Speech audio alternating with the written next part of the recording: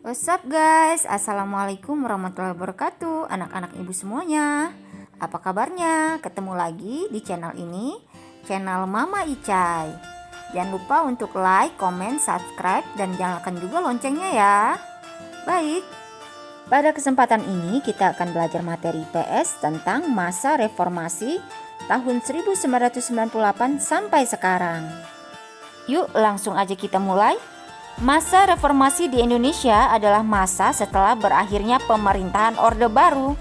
Masa reformasi dimulai pada tanggal 21 Mei 1998 saat Presiden Soeharto mengundurkan diri dan digantikan oleh Wakil Presiden B.J. Habibie. Masa reformasi terus berlanjut hingga sekarang ini. Gerakan reformasi diawali dengan krisis moneter yang melanda Thailand pada awal Juli 1997. Krisis moneter ini mengguncang nilai tukar mata uang negara-negara di Asia seperti Malaysia, Filipina, Korea, dan Indonesia. Kondisi ini berdampak pada jatuhnya bursa saham Jakarta, bangkrutnya perusahaan-perusahaan besar di Indonesia yang menyebabkan terjadinya pemutusan hubungan kerja secara besar-besaran dan kenaikan harga barang-barang kebutuhan pokok yang tidak terkendali. Demonstrasi berskala besar terjadi di seluruh Indonesia. Tuntutan mahasiswa dalam aksi-aksinya adalah penurunan harga sembako, penghapusan monopoli, kolusi, korupsi, dan nepotisme, serta menuntut Presiden Soeharto turun dari jabatannya. Pada tanggal 12 Mei 1998, 4 orang mahasiswa tewas tertembak peluru aparat keamanan saat demonstrasi menuntut Presiden Soeharto mundur. Penembakan ini menyulut demonstrasi yang lebih besar. Kemudian pada tanggal 13 Mei 1998 terjadi kerusuhan, pembakaran, dan penjarahan di Jakarta dan Solo. Kemudian tanggal 14 Mei 1998 demonstrasi mahasiswa semakin meluas. Di Jakarta, ribuan mahasiswa menduduki gedung MPR dan DPR. Mereka berupaya menemui pimpinan MPR, DPR agar mengambil sikap yang tegas. Selanjutnya, pada tanggal 18 Mei 1998, Ketua MPR dan DPR Harmoko meminta Presiden Soeharto turun dari jabatannya. Akhirnya, pada tanggal 21 Mei 1998, Presiden Soeharto menyatakan mengundurkan diri sebagai presiden dan menyerahkan jabatan presiden kepada wakilnya, yaitu B.J. Habibie. Nah, peristiwa pengunduran diri Presiden Soeharto ini menandai berakhirnya masa pemerintahan Orde Baru selama 32 tahun dan dimulainya masa reformasi. Selanjutnya kita akan bahas bagaimana perkembangan politik setelah masa reformasi. Yang pertama, adanya Sidang Istimewa MPR 1998. Pada tanggal 10-13 November 1998, MPR mengadakan sidang istimewa untuk menetapkan langkah pemerintah dalam melaksanakan reformasi di segala bidang. Sidang ini menghasilkan beberapa ketetapan, diantaranya yaitu: yang pertama, ketetapan MPR nomor 8 tahun 1998 yang memungkinkan Undang-Undang Dasar 1945 diamandemen. Yang kedua, ketetapan MPR nomor 12 tahun 1998 mengenai pencabutan ketetapan MPR nomor 4 tahun 1993 tentang pemberian tugas dan wewenang khusus kepada Presiden mandataris MPR dalam rangka menyukseskan pembangunan nasional sebagai pengamalan Pancasila. Selanjutnya yaitu ketetapan MPR nomor 18 tahun 1998 mengenai pencabutan ketetapan MPR nomor 2 tahun 1978 tentang pedoman penghayatan dan pengamalan Pancasila. Selanjutnya yaitu ketetapan MPR nomor 13 tahun 1998 tentang pembatasan masa jabatan presiden dan wakil presiden maksimal 2 periode. Yang kelima, ketetapan MPR nomor 15 tahun 1988 tentang penyelenggaraan otonomi daerah, pengaturan pembangunan dan pemanfaatan sumber daya nasional yang berkeadilan serta perimbangan keuangan pusat dan daerah dalam rangka Negara Kesatuan Republik Indonesia.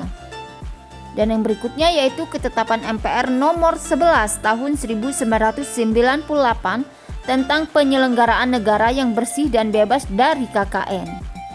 Selanjutnya yaitu otonomi daerah. Otonomi daerah adalah hak, wewenang, dan kewajiban daerah otonom untuk mengatur dan mengurus sendiri urusan pemerintahan dan kepentingan masyarakat setempat sesuai dengan peraturan perundang-undangan. Dengan pelaksanaan otonomi daerah ini diharapkan dapat meminimalkan ancaman disintegrasi bangsa. Selanjutnya yaitu pencabutan pembatasan partai politik. Dengan adanya kebebasan untuk mendirikan partai politik, pada pertengahan bulan Oktober 1998 sudah tercatat sebanyak 80 partai politik dibentuk. Namun menjelang pemilihan umum tahun 1999, partai politik yang terdaftar mencapai 141 partai. Setelah diverifikasi oleh Komisi Pemilihan Umum, sebanyak 48 partai saja yang berhak mengikuti pemilihan umum. Selanjutnya yaitu penghapusan dwi fungsi ABRI. Pada masa reformasi, dwi fungsi ABRI dihapuskan secara bertahap sehingga ABRI berkonsentrasi pada fungsi pertahanan dan keamanan.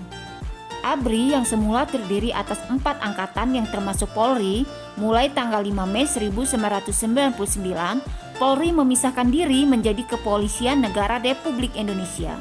Istilah ABRI berubah menjadi Tentara Nasional Indonesia. Yang berikutnya yaitu penyelenggaraan pemilu. Sejak dimulainya masa reformasi hingga tahun 2015, pemerintah telah melaksanakan 4 kali pemilihan umum, yaitu pemilihan tahun 1999, kemudian 2004, 2009, dan 2014. Pemilu tahun 2004 adalah pemilu pertama yang memungkinkan rakyat untuk memilih presiden secara langsung. Meskipun diikuti oleh banyak partai politik, pemilu pada masa reformasi berlangsung aman dan tertib. Selanjutnya kita akan bahas perkembangan ekonomi. Pada masa pemerintahan B.J. Habibie ditetapkan kebijakan pokok di bidang ekonomi, yaitu penanggulangan krisis ekonomi dengan sasaran terkendalinya nilai rupiah dan tersedianya kebutuhan bahan pokok dan obat-obatan dengan harga terjangkau, serta berputarnya roda perekonomian nasional dan pelaksanaan reformasi ekonomi. Untuk melaksanakan kebijakan tersebut dilakukan langkah-langkah berikut. Yang pertama, menjalin kerjasama dengan International Monetary Fund atau IMF untuk membantu dalam proses pemulihan ekonomi. Yang kedua, menetapkan independensi Bank Indonesia agar lebih fokus mengurusi perekonomian. Yang ketiga, melikuidasi beberapa bank yang bermasalah. Yang keempat, menaikkan nilai tukar rupiah terhadap dolar Amerika hingga di bawah Rp10.000. Dan yang kelima, membentuk lembaga pemantau dan penyelesaian masalah utang luar negeri. Selanjutnya yaitu pemerintahan Presiden Abdul Rahman Wahid. Pada masa ini, kondisi ekonomi Indonesia mulai menunjukkan adanya perbaikan dan kondisi keuangan sudah mulai stabil. Namun, keadaan kembali merosot pada bulan April 2001. Nilai tukar rupiah terhadap dolar Amerika melemah hingga mencapai 12.000. Selanjutnya yaitu pemerintahan Presiden Megawati Soekarno Putri. Pada masa ini, nilai tukar rupiah terhadap dolar Amerika berhasil distabilkan dan berdampak pada terkendalinya harga-harga barang. Namun, pertumbuhan ekonomi masih tergolong rendah yang disebabkan kurang menariknya perekonomian Indonesia bagi investor dan karena tingginya suku bunga deposito. Selanjutnya, pemerintahan Presiden Susilo Bambang Yudhoyono. Pada masa ini, perekonomian Indonesia mengalami perkembangan yang cukup baik. Dalam menyelenggarakan perekonomian negara, pemerintah menetapkan beberapa kebijakan antara lain yaitu: yang pertama, mengurangi subsidi bahan bakar minyak. Yang kedua, pemberian bantuan langsung tunai atau BLT. Yang ketiga, pengurangan utang luar negeri. Selanjutnya, kita akan bahas kehidupan masyarakat Indonesia pada masa reformasi. Yang pertama, kehidupan sosial. Kehidupan sosial masyarakat Indonesia pada masa awal reformasi sempat diwarnai dengan terjadinya berbagai konflik sosial yang bersifat etnis di tengah-tengah masyarakat. Namun, seiring dengan keberhasilan pemerintah era reformasi dalam mengatasi masalah-masalah yang tengah dihadapi, kehidupan sosial masyarakat Indonesia berangsur-angsur kembali kondusif. Pada bidang pendidikan, pemerintah menetapkan Undang-Undang Nomor 22 Tahun 1999 yang mengubah sistem pendidikan Indonesia menjadi sektor pembangunan yang disentralisasikan. dan Undang-Undang Nomor 20 Tahun 2003 tentang Sistem Pendidikan Nasional yang menggantikan Undang-Undang Nomor 2 Tahun 1989 yang mendefinisikan ulang pengertian pendidikan. Pemerintah pada masa reformasi melakukan beberapa kali perubahan kurikulum. Yang pertama, kurikulum berbasis kompetensi atau KBK. Pada kurikulum ini, siswa dituntut untuk aktif untuk memperoleh informasi. Guru bertugas sebagai fasilitator untuk memperoleh informasi. Yang kedua, kurikulum tingkat satuan pendidikan atau KTSP. Kurikulum ini mengacu pada desentralisasi sistem pendidikan. Yang ketiga yaitu kurikulum 2013.